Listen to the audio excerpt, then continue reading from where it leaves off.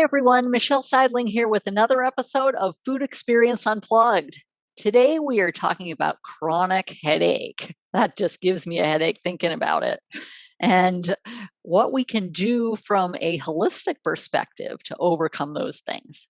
With us today is Susannah Juteau, the headache nutritionist. So I can't wait to hear about what that's all about. Susannah, welcome to the show today. This podcast is available on multiple platforms, including YouTube, Apple Podcasts, Spotify, and others. Please be sure to subscribe on your favorite podcast platform to be informed as new episodes become available.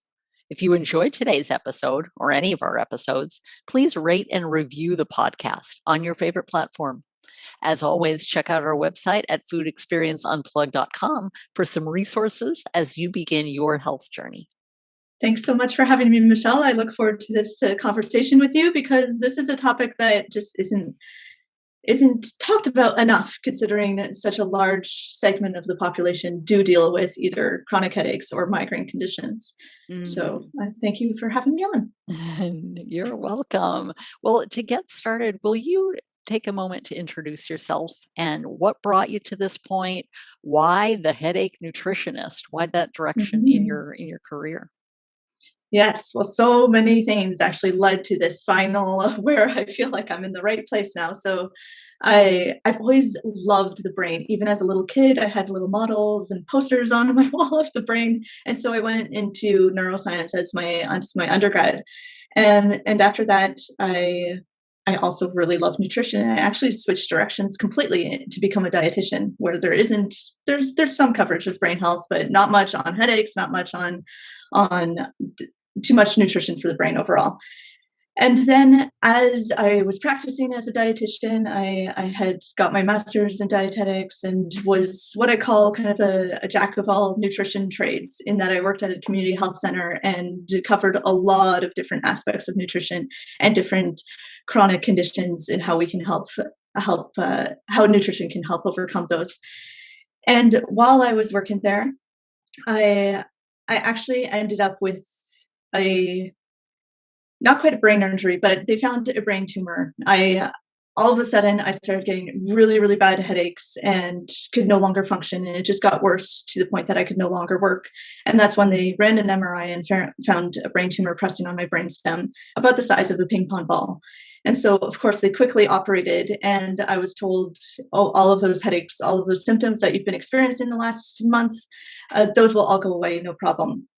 And the reality was that everything got much worse in many ways, and not just due to the recovery of the brain surgery, which typically only takes 4 to 6 weeks. Many people are always surprised about that, but our brain is very resilient and can bounce back pretty easily. But not in this case, where I dealt with chronic daily headaches. I developed episodic migraine, which is migraine and headaches are different in that migraine is typically one-sided. There's a lot of additional symptoms that come on. So intense nausea and vomiting for some people, lots of sound sensitivity, light sensitivity. It could be just complete fatigue and chronic pain everywhere. If for some people, they even develop paralysis on one side.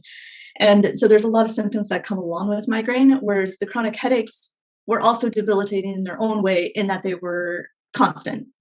And so eventually, playing with different medications and stuff got me on a route where I was able to return to work part-time and essentially return back to my old life. But I was never that same person, in the sense that I still dealt with these chronic daily headaches. And I felt like there just had to be something more. Then there had to be more of a root cause, if not everyone develops the same symptoms that I did. And that seeing all these people around me who also had chronic headaches, that there had to be something more to improve our situations. And so that's when I really turned to research and developed my own way of reversing the chronic headaches and the debilitating migraine attacks that I had. And I've now been 3.5 years migraine free. And so that's what led me to become the headache nutritionist, and now I help others do the same. Oh, fantastic. Wow. That's And the long and short of it. oh, that's an amazing journey. I mean, when you're in the thick of it, you don't realize that, you're just trying to find out what it is and how to address it, and then Right. really turning that around and paying it forward using those skills that you've acquired, so to speak. Absolutely. Yeah, Mm. because everyone in this community, you feel lost for so long. You go back and forth to the doctors, you get referred to neurologists, and it's a constant kind of treadmill of trying the next medication and hoping that'll work. And often it does. It might get us to a point where we feel much, stronger and can return to work, like in my case, where medications were made a huge difference in my life.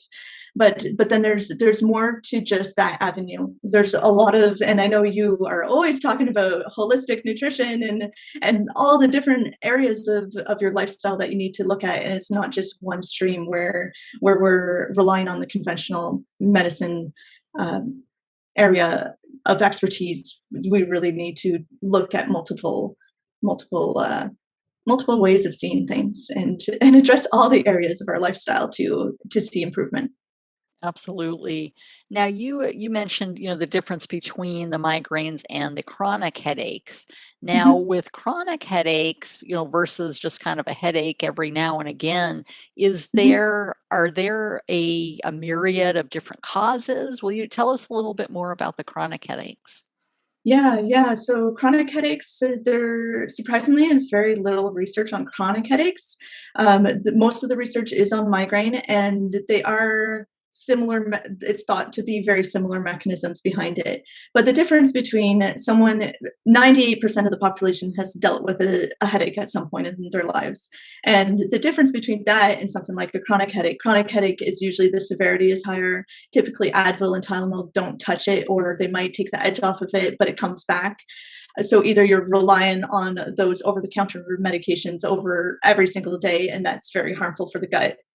And a typical headache is there's very obvious causes. So it could be not having slept enough the night before, drinking too much, very stressful days, not drinking enough water. Whereas the chronic headache situation is most people have addressed all of those points and they're still dealing with a headache. So that's typically the chronic headache. And one way that I like to describe it is that we are all prone to headaches, but some people are more likely to develop them than others. So if you think of a bucket, then some people may have a really large bucket where they can put all these different triggers of poor sleep and poor nutrition and a stressful lifestyle and not getting enough exercise. That all fills up that headache trigger bucket. But some people have a much larger bucket than others. And then genetically, especially, there's a genetic component to migraine conditions that genetically they just have a much smaller bucket. And then where does my story kind of play in there is a brain injury. If someone's had a stroke, or in my case, it was a brain surgery that caused an injury, or the tumor itself that caused the injury, that just shrinks that headache bucket so that you are much more likely to get a headache as well. And then the more you're bordering on that edge of filling that bucket, the more likely you will trigger a migraine attack. There are many people who deal with chronic headaches and have had a migraine attack, but genetically, you're typically it's typically a genetic component that leads to the really severe migraine attacks, because there's chronic migraine as well, where those really intense, debilitating um, migraine episodes will really just take over someone's life. And and there is a form of migraine called vestibular migraine where they actually don't get head pain at all, but it's more dizziness that's accompanied. So there's over 100 different categories of types of headaches. So Oh there's a my. lot to kind of for someone to get a diagnosis can be pretty challenging. Okay. So even so it's just so varied. Every person can have a different cause for that chronic headache, essentially. Absolutely. And almost always it's more than one cause too. It's very hard to get down to what is the cause, but when you're addressing multiple areas at once, then that is your best option for getting relief, rather than just, so a lot of people will say, oh, I'll cut out, a certain food. So say I'll cut out citrus for a month and see how I feel. And then I'll cut out chocolate for a month. And actually it's a much more when it's a holistic approach and where you're looking at multiple things at once, that is actually the best way to do it rather than one thing at a time. So a good analogy here would be if you're driving in your car, you've got all kinds of bug splatter on your windshield. You've gone through something and you're just covered with bugs. If you were to take one bug off at a time, you're not going to see any more clearly. But if you can take off a whole bunch at once, you're going to see much more clearly. So a combined approach is really important. So not only looking at nutrition, but nutrition is, of course, the area that I specialize in, but not only looking at nutrition, but really looking at many other aspects of lifestyle as well at the same time. Okay. Now, when you work with your clients, do you address that holistic piece or do you focus Absolutely. mostly on the nutrition? Okay. Yes, so it's always talked about, but at the same time, I do more or less stay in my lane. So I where my specialty is certainly the nutrition aspect and then the brain health aspect. So those parts I cover. And then, so especially working individually with someone, then we can see the whole picture and be able to identify, hey, you're not covering the exercise component or the sleep component. And something like physiotherapy, that would be, then I would refer to someone or suggest that they work with someone or some chiropractic or getting some massage therapy, or there's many modalities to do at the same time that is really helpful. Okay. So your clients typically work with several different specialists then, in addition to you. Ideally. In the real world, that's not always possible, right? There's certain financial strains that doesn't make it possible. But typically when people have come to me, they've already tried many of those different areas. And as much as it's not at the same time, they've gained those skills where they are practicing things at home. So it's even reminding them, hey, do your stretches tonight, or make sure you're getting your exercise at the same time. And stress release mechanisms, all of those things can be talked about at the same time. And then the nutrition piece is where people really get tripped up, because nutrition is a very confusing field, as we know, especially in the Western world where food is medicine, but there's so much conflicting advice. And it's no different in the migraine community, where there's things kind of thrown at you. You need to cut out this food, you need to do this. And it's not a one size fits all. It really has to be an individualized approach to really see long-term benefits. Fantastic. Now, on that note, tell us about the nutrition piece for the chronic headaches. Okay, so there's multiple pieces as well. So it's the best is always to work with someone individually to get a sense of where their symptoms are and to get a sense of what could possibly be the root cause. So I typically look at things from two different angles. So either food sensitivities or gut health. So when it comes to gut health, that is certainly a root cause. I mean, gut health is covered no matter what, but in terms of the angle, because there's some functional nutrition tests that are really excellent for helping narrow down that root cause. And so for some people, we start by looking at the gut health and seeing what the bacteria breakdown is, whether they're dealing with any pathogens, whether there's inflammation in their gut, whether there's any indications of food sensitivities causing damage to the gut. And then we really follow some protocols there to help with that gut health. And a lot of that people can do at home is having tons of food variety, because our bodies have a microbiome, but every plant has its own microbiome. So the more that we can expose our body to different types of microbiomes, that helps our own microbiome really flourish and develop. So really making an effort to have 35 different plant foods a week, and then switching up those plant foods each week too, and going to the grocery store and saying, hey, I haven't had papaya in a year. How about I introduce some papaya this week? So those are some tips that people can really do at home. And we can talk about some other ones that we don't always need assistance, but it can help pinpoint the direction for sure. And so the gut health is very important because there's a strong gut-brain connection. So if our gut health is off, and for many people it is, the estimates are that 70% of people deal with some level of leaky gut. And I imagine it's actually much higher in the chronic headache population, though we don't have any data on that. And So dealing with the gut really helps because all of the hormones are made in the gut, and all of that goes up to the brain. If there's any inflammation in the gut, the inflammation goes up into the brain. And there's just such a strong connection there through the vagus nerve. And the vagus nerve is kind of like, if you think of a cable wire, a really thick wire connecting the two. That's why we really say the stomach is the second brain, because so much is produced in our gut. And then the other direction that I go with people, because some people have addressed their gut health or are just more interested in the food sensitivity side of things, is knowing exactly which foods that they would need to cut. And it's always a temporary thing. It's not meant to be long term. That's what a lot of people typically get wrong when they're doing it on their own, or when their neurologist says, here's a list of foods to cut out of your diet. It's actually the reintroduction phase is the most important part. But there is a very good, an excellent functional nutrition test that's measuring 140 foods and 30 different chemicals, because the chemicals are very important as well, for determining which of those foods are causing inflammation in the body. And then it's a systematized approach to first cutting out the yellow and red foods, but slowly reintroducing them back into the diet too, once the gut has had some time to repair and time away from those food sensitivities, which are just adding more inflammation as time goes on. So that approach has been extremely effective. It's also a lot of work. Absolutely. So with your clients, do you start out with those tests and assessments and then go from there? Yeah, so I have a few different approaches. So I do have a group program where we don't do any tests, and that's more of a therapeutic fasting approach, which we can talk about because that's a completely different.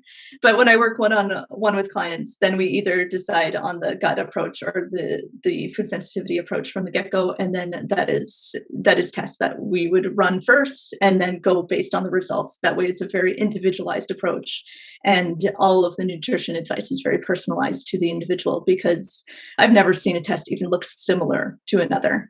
And I've also never seen a gut test where there isn't something for someone to work on.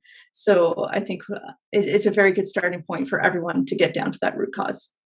Okay. And then from there, you'll pretty much know and can give appropriate guidance as to foods to cut out or foods to introduce. Exactly. And at the same time, we're doing some food journaling so I can see from the other end of any micronutrients that may be deficient. There's also a great micronutrient test for those who don't want to take any supplements that they don't definitely need. So that's a really great test too. Yeah, it has to be an individualized approach for people to meet people where they're at. We're all at different financial spaces too. So it really depends where people can go and what they've tried before. Absolutely.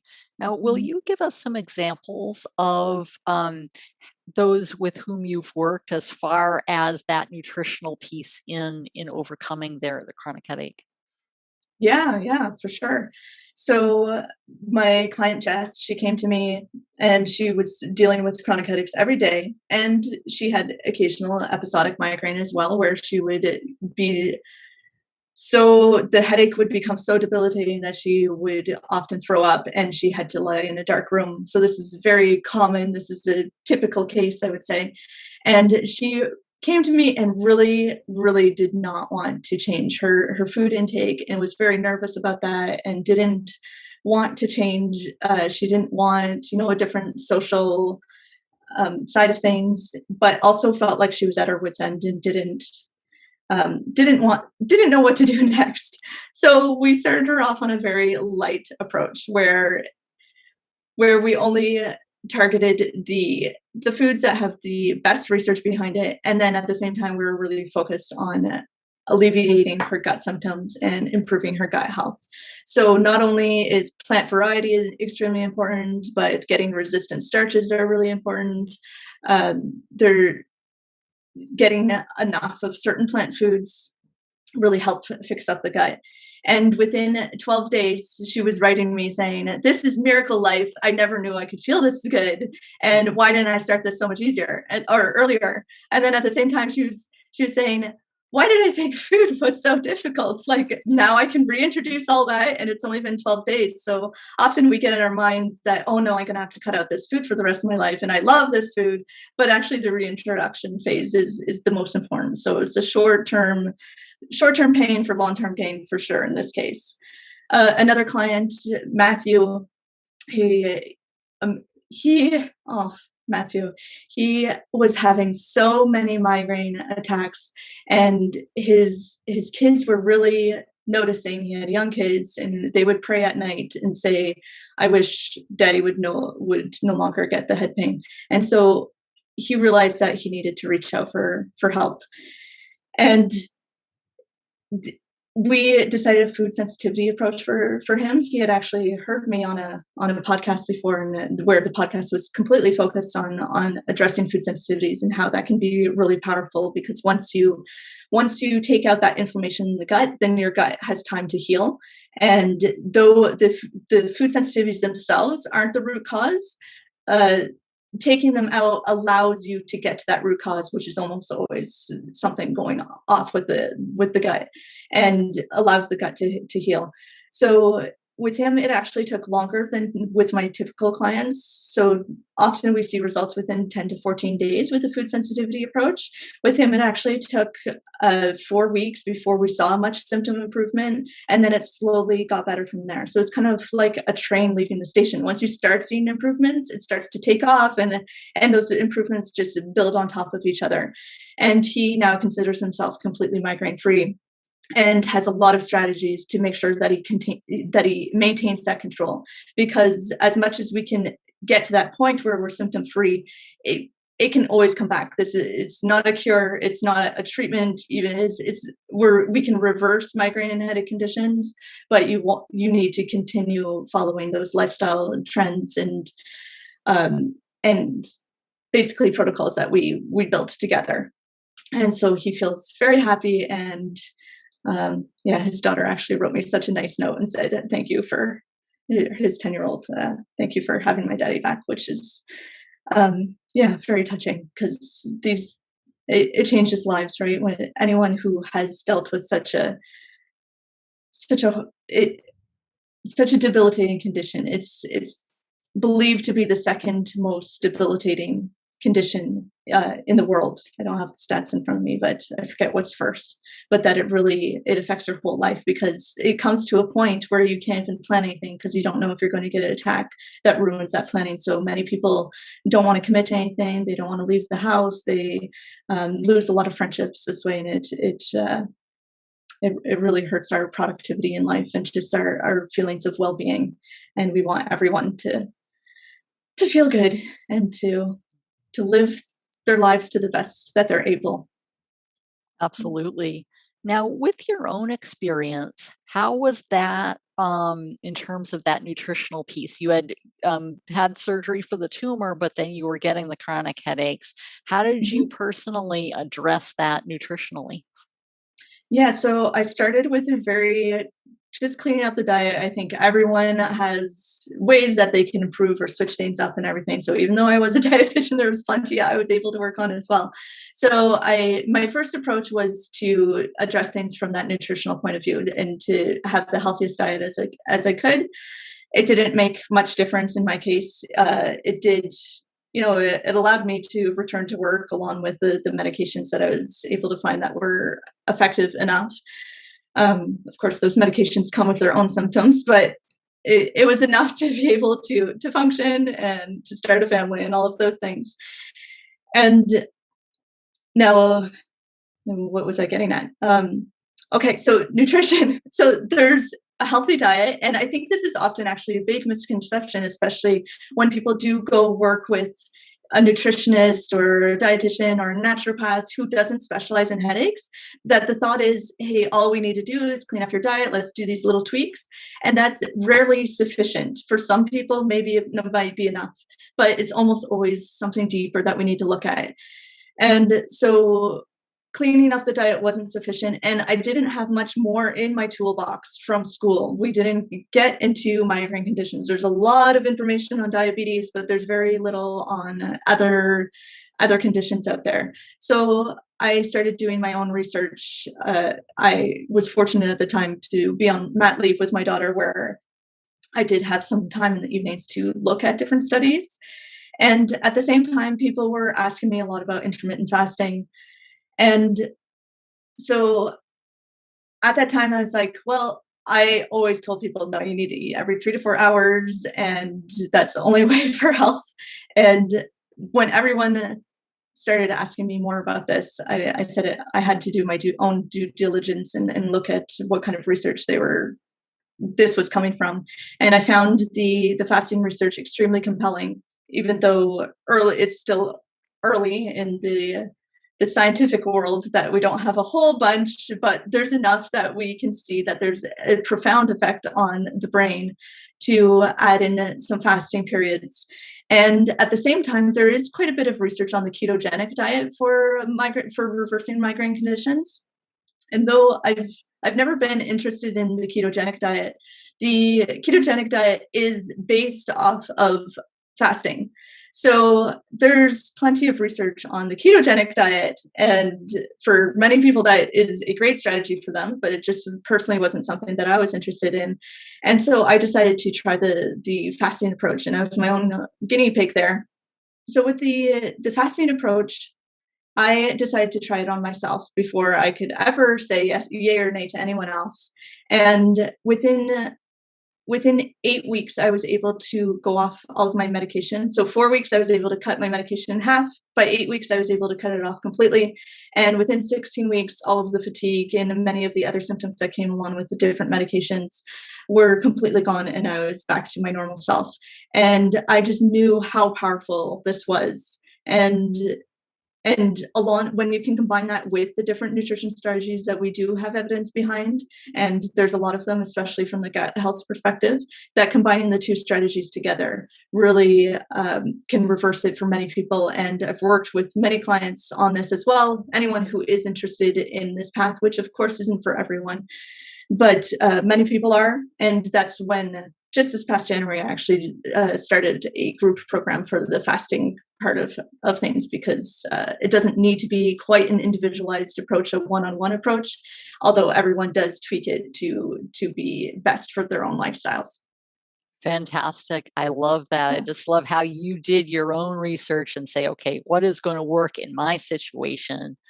And I am thinking in your work with your clients as well, helping them to want to learn more about their own individual situation as things progress. Yeah, and seeing what works, what doesn't. Hey, this doesn't work for my world, and then you just keep troubleshooting from there. This isn't working. What can we do next? Or is it that we need a little bit more time? Because really working with people, I'd say the biggest part is really accountability there. Is hey, like sticking with this longer. It's not going to be a fast turnaround. It's not a magic bullet.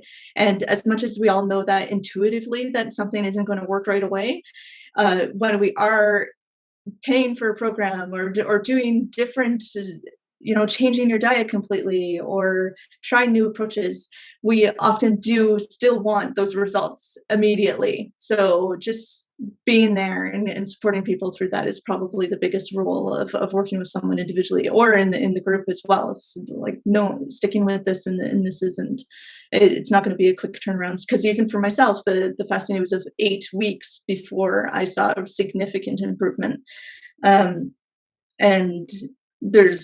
And with fasting, there's many different styles as well. So there's ones that are more beneficial because getting into ketosis is actually a very important part, and not all styles of fasting would get someone into ketosis.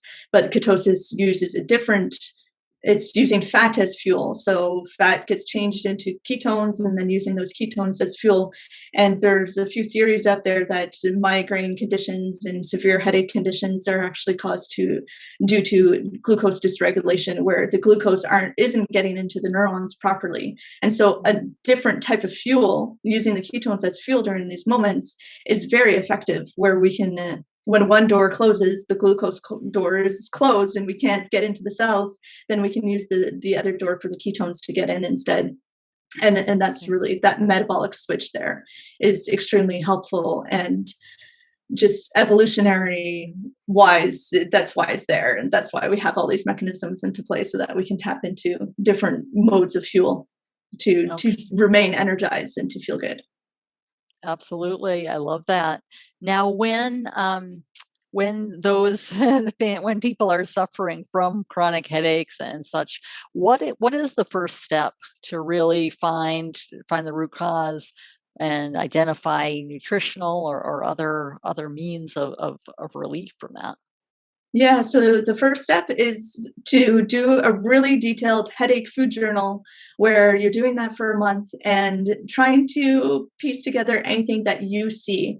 So we're marking down symptoms, we're marking down time of eating, we're marking which foods, any patterns, any sleep is really important, and how you're feeling stress wise. So all of these things would be great to mark down in that food journal.